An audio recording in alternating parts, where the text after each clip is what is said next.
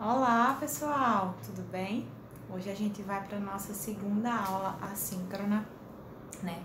E a gente vai conversar um pouquinho sobre a vivência do luto para a família e para a criança, né? Esse é um tema sempre pesado de se discutir, mas importante, né? A gente tem que entender que a criança ela vivencia o luto, né? Que a morte da criança pode acontecer também. E aí a gente tem que estar muito bem preparado para orientar esses pais quanto a essa vivência, né, para orientar essa família. E aí eu vou conversar um pouquinho sobre essa vivência do luto, tá? E às vezes a gente tem alguma experiência que deseja relatar e se você ou alguma dúvida, né, de como lidar com isso, fiquem muito à vontade para perguntar, né, quando vocês verem nos momentos de fórum. E eu espero que vocês tentem assimilar o máximo de coisas possíveis desse assunto que, por mais que pareça pesado, é realmente importante, para que dessa forma vocês possam ajudar pais e crianças, não só hoje, né, não só na graduação, desculpa, mas quando vocês estiverem nas realidades de vocês, porque vocês vão para estágio, vocês vão trabalhar, e aí vocês precisam realmente estar preparados para lidar com isso, porque às vezes é uma situação difícil até para nós enquanto profissionais, né, lidar com a perda, lidar com a morte.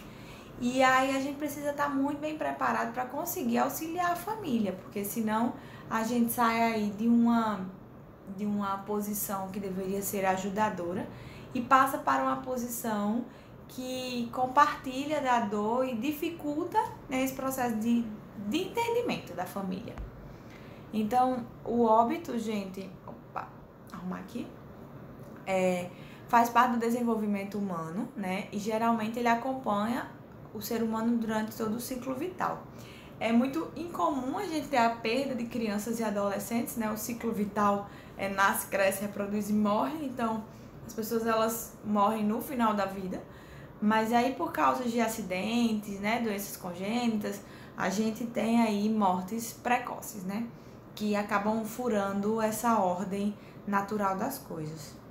Então, passar pela experiência de morte ou de perda para a criança e para o adulto são sempre muito difíceis e geram um sofrimento psíquico para toda a família, né? A família ela não está preparada para vivenciar esse luto, né? E o não preparo da família para essa perda resulta em um sofrimento muito maior, principalmente quando essa perda ela é inesperada, que é o que acontece no caso de crianças, né? Quando a família não está preparada para perder uma criança. E aí, a gente, ao falar em luto para a família, a gente tem que entender que a situação de luto ela tem início, meio e fim, né? Mas que por muitas vezes o luto ele pode iniciar antes da morte de um ente querido, né? Então a gente tem aí a morte como o fim da vida, mas a gente tem também que entender que essa morte ela acontece às vezes antes do fim, o luto ele começa mesmo com a criança já doente, né? Crianças em situação de adoecimento grave. E aí que o prognóstico é ruim, a família sabe que essa criança vai a óbito, então já começa a vivenciar o luto antes mesmo da perca. E é muito importante a gente estar preparado para lidar e para orientar essa família, né? Porque a gente acaba vivenciando isso dia a dia, principalmente a gente que trabalha em UTI, por exemplo, né?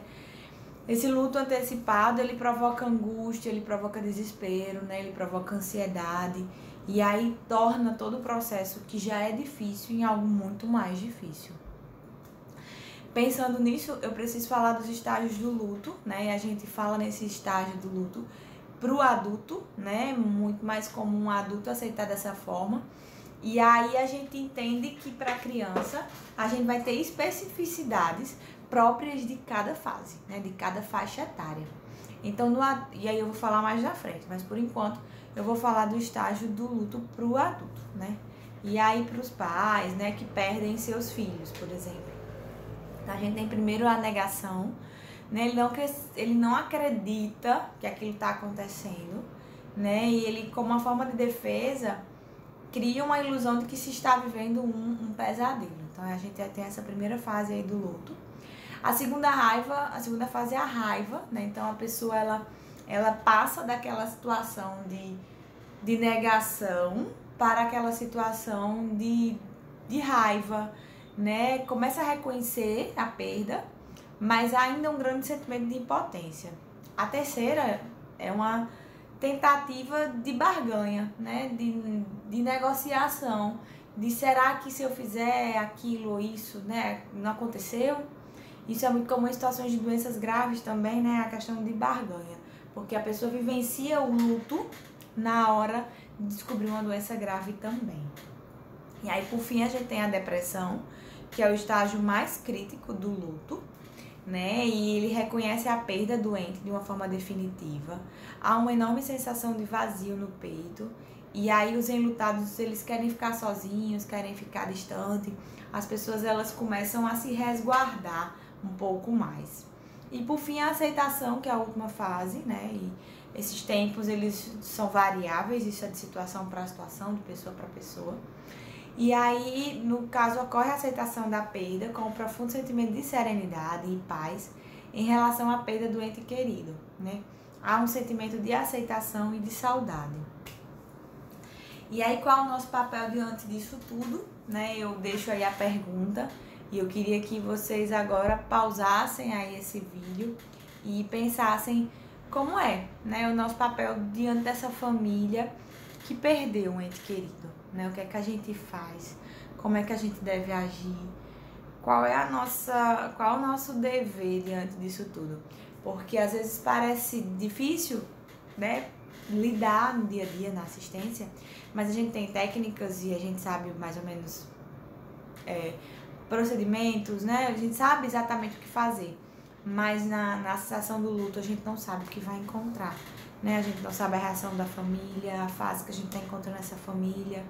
Então, humanização, né? Eu falo em humanização e humanidade, né? Eu uso o termo bem pesado, acho que humanização acima de tudo, humanidade, empatia, para entender que o outro está passando por um processo de perda, né? E aí, como é que a gente pode fazer, né? Deixar essa família participar do que a gente pode, né? Então, como a gente pode fazer isso? E aí a gente, entendendo que a gente tem que lidar com a família, é necessário falar também da criança, né? A criança que perde um ente querido, porque isso também acontece, né? Aliás, isso acontece muito, porque a criança, ela tem contato com pais, avós, tios, que são mais velhos e pelo ciclo vital, pelo esperado da vida, essas pessoas vão morrer primeiro do que a criança, e aí a criança, ao longo de sua vida, ela vivencia situações de morte de muita gente, né? E não necessariamente a morte apenas, mas perdas grandes, frustrações, perdas de um animal de estimação, por exemplo, são situações que geram luto na criança. E aí a gente tem também a situação de que o adoecimento grave ou medo, né, o adoecimento grave, né, a criança, ela se reconhece com o adoecimento grave. Então isso gera um medo de separação dos pais, medo de sofrimento. Ah, mas como a criança sabe, né, o que é um câncer, por exemplo, que é uma leucemia, que ela pode morrer daquilo? Como a criança sabe que ela está grave? Ela se percebe, né, ela percebe a sua deterioração. E eu sempre falo em sala, e vocês sabem disso, que eu digo que a criança sabe de tudo. Não adianta a gente esconder, né? Ele pode não saber com as palavras que a gente quer que ele saiba, com os termos que a gente quer, da forma que a gente entende, mas a criança sabe. E aí ela consegue perceber o seu estado de deterioração, ela consegue perceber o estado de deterioração do coleguinha, ela consegue perceber mudanças na sua rotina. E aí ela consegue entender também que aquele adoecimento gera um sofrimento para ela e para a família. Então é sempre muito desafiante lidar com crianças próximas ao estágio de morte. E aí a gente tem fases de luto, né? Na criança maior, lá na fase escolar, adolescente, a gente tem a fase de luto muito mais próxima do que a gente falou lá dos pais, né? Aquelas outras fases lá da barganha, da negociação. Já aqui, a gente tem na criança pequena a fase de protesto, né? Então a criança, ela não acredita. A gente tem 3 fases no caso, né? A fase de protesto é quando a criança, ela não acredita e ela discute, ela briga com aquilo, ela acha que não aconteceu. Depois do desespero, ela passa a aceitar, né? Interagir um pouco com as pessoas à sua volta. E aí essa fase, ela interage, mas não necessariamente ela interage de uma forma que a gente espera, né? Ou seja, da forma mais fácil, ela interage de uma forma mais difícil, na realidade, né? Então, ela tem situações de comportamento agressivo, né? E, por fim, ela busca novas relações. E aí, ela tenta se reengajar nos papéis da sua vida diária, né? E aí, ela tenta se reengajar e ela tenta reengajar outras pessoas nas funções que foram perdidas, né? Então, ela tenta compensar aquilo. Lembrando sempre que eu falo disso com relação a perdas diversas para a criança, né? Porque para a criança, principalmente para a criança pequena, os papéis eles se confundem, né? São pessoas, são coisas importantes, mas não necessariamente ela sabe diferenciar todos os papéis. Ela sabe que são todos igualmente importantes na sua vida. E aí eu trago os estágios do entendimento, né? Como é que a criança se percebe e se entende em relação à morte, né? Ao adoecimento. E aí a criança de 0 a 2 anos, gente, com relação à morte, né? Desculpa. Ela não tem compreensão sobre o que é morte, né? Então, ela percebe que aquela pessoa a abandonou, né? Ela vê isso de outra forma, ela vê como a pessoa que a abandonou. Então, ela manifesta reações típicas de protesto e desespero. Em compensação, a criança de 2 a 6 anos, ela entende a morte como algo reversível, algo temporário. Então, ela associa muito a pessoa que morreu ao sono profundo, né? Então, ela acredita que aquela pessoa, ela continua tendo sentimentos, né? Fome, frio, medo. E aí é muito importante da gente explicar, se essa criança vê uma pessoa morta, chegar em um funeral, que a gente explica que aquela pessoa não tá tendo sofrimento, né? Que ali não existe mais sofrimento. Porque essa faixa etária, ela tá muito preocupada porque aquela pessoa ficou sozinha naquele canto, que aquela pessoa não tá dormindo, né? Tá dormindo e tá com frio, tá com fome, tá se sentindo só. Então a gente tem que ter muito cuidado de explicar para a criança que aquilo não é só um sono profundo, né? Embora ela vá entender como um sono profundo, mas explicar que aquela pessoa não tá com fome, né? Não tá com frio, não tá com sono. E aí a gente tem que ter muito cuidado em levar crianças ao sepultamento, porque isso pode causar um medo muito maior, né? Acredita que a pessoa falecida pode voltar a viver se ela se comportar. Então a gente tem aí uma barganha, né? A criança tenta se comportar para que aquela pessoa volte do sono, né? E a morte é alguém que vem buscar as pessoas doentes. Então as crianças, elas ainda personificam a morte. Então elas não entendem o que é e elas pensam que é uma outra pessoa que veio buscar aquela pessoa que estava doente, possivelmente porque ela estava se comportando mal, né? E aí ela tenta barganhar isso.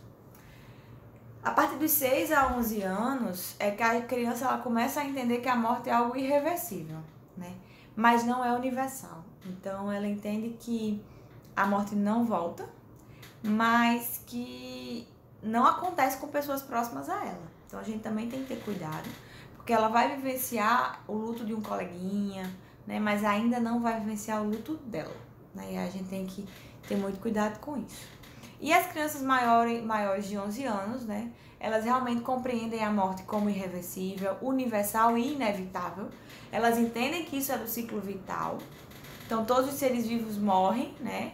E ela entende que aquilo é uma cessação de atividades corpóreas. Então, e aí a gente precisa começar a explicar para essa criança realmente que é isso e buscar formas de ela aceitar isso da melhor forma, nos aproximando da realidade que nós temos enquanto adultos, porque ela já está entrando na fase de adolescente, né? E ela já começa a entender as coisas muito mais palpáveis. E aí, como é que a gente pode lidar com essas reações? O que é que a gente pode fazer para facilitar esse processo de aceitação? Além da empatia, da humanidade, da humanização, eu reforço a questão de usar livros de história, de pintura, de dramatização com brinquedos, para a gente tentar transmitir o máximo de informações concretas para as crianças, principalmente no que se refere às escolares e às pré-escolares. Para os adolescentes, ainda é uma conversa franca, né? Uma abordagem adulta, como eu já falei, é a melhor opção. E a gente tem que ver também o que é que essa criança quer sentir. Né? Ela quer saber de tudo? o que ela quer saber, até que ponto ela quer saber. E a gente vai falar até o ponto que ela quer saber. Né? Não tem pra que a gente falar demais, dar explicação em excesso. Isso pode aumentar o sofrimento dessa criança. Está disponível para responder aos questionamentos, né? Ainda que eles sejam repetitivos. Né? A criança ela demora um certo tempo para assimilar informações, principalmente as crianças numa fase menor de desenvolvimento, né? Pré-escolar, escolar, né? Latente escolar, ou desculpa, infante e pré-escolar. Então ele vai perguntar até que ele assimile. Ele pode representar aquilo na brincadeira diversas vezes até que ele assimile. E aí o nosso papel enquanto cuidador, enquanto assistência de enfermagem, enquanto pais, né, é deixar, explicar e que ela pergunte e que ela repita tudo aquilo que lhe causou estranheza. Quando aquilo ficar realmente entendido na cabeça dela, e ela pode parar de perguntar e aí sim a gente vai parar de tocar no assunto. Mas enquanto ela precisar, a gente vai responder. Uma coisa muito importante é que a gente não empregue metáforas como ideias de foi morar no céu, por exemplo, virou estrelinha. Porque como é que a gente vai explicar onde é o céu? Porque aí a criança ela vai querer morar no céu também. Então a gente tem que ter muito cuidado com essas metáforas que a gente explica. De uma forma que seja possível a gente dar uma demanda para aquilo que a criança está vivenciando, certo? E aí eu acho que a gente tem uma noção de como lidar com essa situação, né? Pensando que é uma situação que todos vamos viver e que nós, enquanto profissionais, devemos estar preparados para lidar com a criança que vai passar por isso, antes de mais nada, certo? A gente se prepara psicologicamente e a gente vai.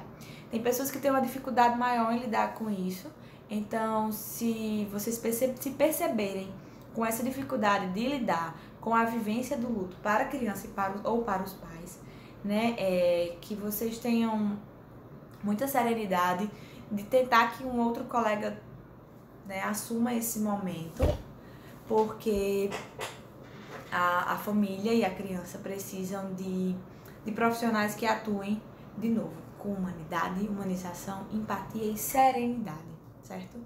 Eu agradeço a atenção e a gente se vê. Tchau, gente!